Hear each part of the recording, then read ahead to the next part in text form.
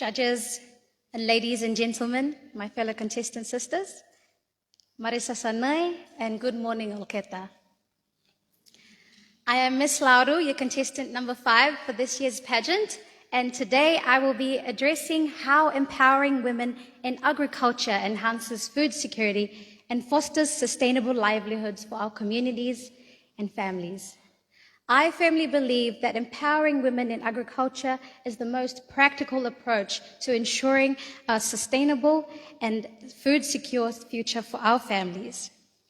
I say this with confidence, knowing that our forefathers have thrived through subsistence agriculture, deeply intertwined with our cultural norms and values.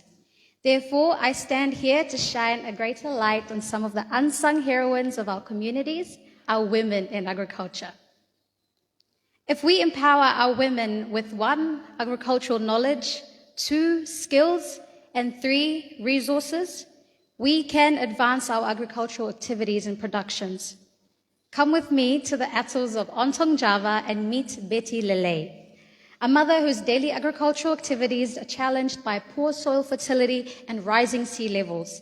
Betty attended a training from Custom Gardens, to which she learned how to use vertical gardening and crop rotation to transform her tiny plot of land into a thriving garden. With the help from the skills she's learned from the training, Betty is able to transform her cassava into valuable products, reducing post-harvest losses and generating more income for her family. By forming a cooperative, she secured funds for a shared storage facility and a climate-resilient garden. She taught her community how to build climate-resilient gardens, and this shows that her efforts not only improved her family's diet, but also her community's resilience and economic stability. Betty's story is only one of the examples of how we can capacitate our women with the right knowledge, skills, and resources to ascertain an entire community with a sustainable food security system. When empowered, our women have the innovation to turn challenges into opportunities, ensuring better nutrition and livelihood for all. The 2022 National Assessment of Food Systems in the Solomon Islands highlighted that location, poverty, and gender discrimination as barriers that have affected our national and nutritional health outcomes. Empowering women in agriculture addresses these barriers, fostering more inclusive and sustainable food security system. Let's look at the bigger picture. The concept of food security in agriculture for Solomon Islands is not only about increasing agricultural output. However, it must be considered as the fundamental to the livelihood of Solomon Islands as a nation. Ladies and gentlemen, the Solomon Islands has an alarming rate of non-communicable diseases, whereby 67% of these are dietary-related NCDs. Empowering women with nutritional knowledge and healthy cooking skills enables them to prepare balanced and nutritious meals for their families and encourages their families to buy from local food markets. And by promoting locally based diets, we can reduce the consumption of highly processed foods, the key contributors to NCDs. Secondly, we must seek economic alternatives. Agriculture promotes a flourishing mixed economy that includes both government and small-scale farming. Through inclusive political will and supportive policies, our women can benefit from expansive employment opportunities created by our agro-manufacturers.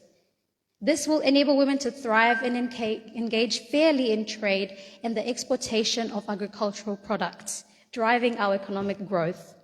Our women are at the heart of these efforts, and they are the cornerstone of agriculture and societal traditions. Their natural intuition is to care and feed for their families and prevent food insecurity and hunger in their own homes. This means they can be game changers on any stages. If we empower them with the capacity, they will transform lives and build more resilient communities. Today, I urge you all to please empower our women in the agricultural sector. Let's champion policies that open doors, provide access to vital information, and offer the resources and training needed for our women to thrive in agriculture. And as women, we must rise and take our place in leadership in the agricultural sector to shape a more healthier, prosperous, and sustainable future, not just for ourselves, but for the generations to come. Thank you very much for listening. Sanai Varuka. Thanks, Ms. Lauru, for your presentation. Thank you.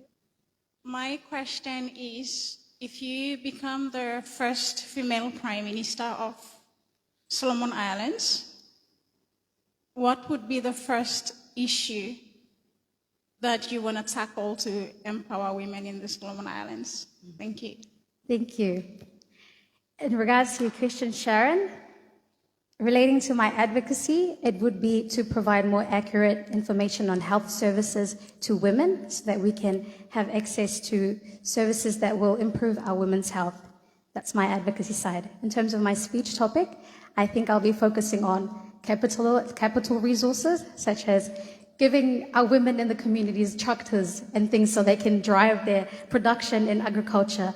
And this is very empowering because it'll give them the confidence that they can produce mass amounts of products to sell and generate income for their families. Thank you, Sharon.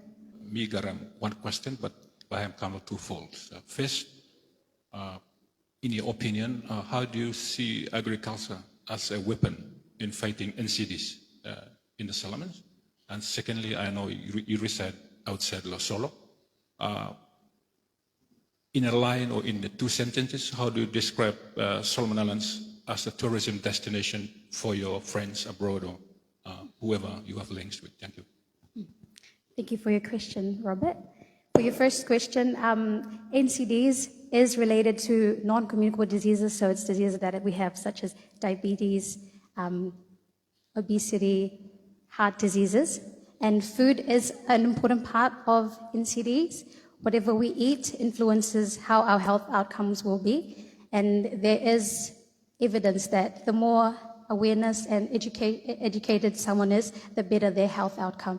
So I think improving people's nutritional knowledge in education in nutrition will affect our outcome of NCDs. Second question. I always describe the Solomon Islands as a diverse country with many languages, many destinations to visit. But apart from that, a new advocacy that I'll be sharing with my friends is our agro-tourism. We went to visit in the Amazing Grace in Guadalcanal, where they do stuff where people can come watch our cocoa farm and they can pick their own cocoa. So I think this is a very important part of our tourism that is not normally talked about. We always talk about our diversity, we have lots of languages and places to visit, but our agro-tourism in the Solomon Islands is a developing sector, and I think we all need to know that and start supporting it. Thank you. I have one last question. Okay. You touched on food security and agriculture, and that's a major problem in Solomon Islands at the moment. I know that in our cultures, we have food that is being used during such crises. So what are some of the traditional foods of Choiseul province that helps in maintaining food security in the view of climate change? Thank you very much. In the Choiseul province, I can think of two examples at the moment. One is pudding. So pudding is cooked underground. We call it motu, nengoto in Choiseul province, Langus. And pudding is preserved for a long time, so families, when they cook puddings, they can have it over a long period of time. Second example would be ngali nut, mifakolem voko, which is nut that's beaten up and can be cooked with other sort of food that you say spice them up with them kakai blue, and that can also be prolonged for a long period of time. And let me just mention an appreciation to Nambo from Temotu province, which is also a good example of food security and how our women are able to preserve foods for longer periods of time. Thank you.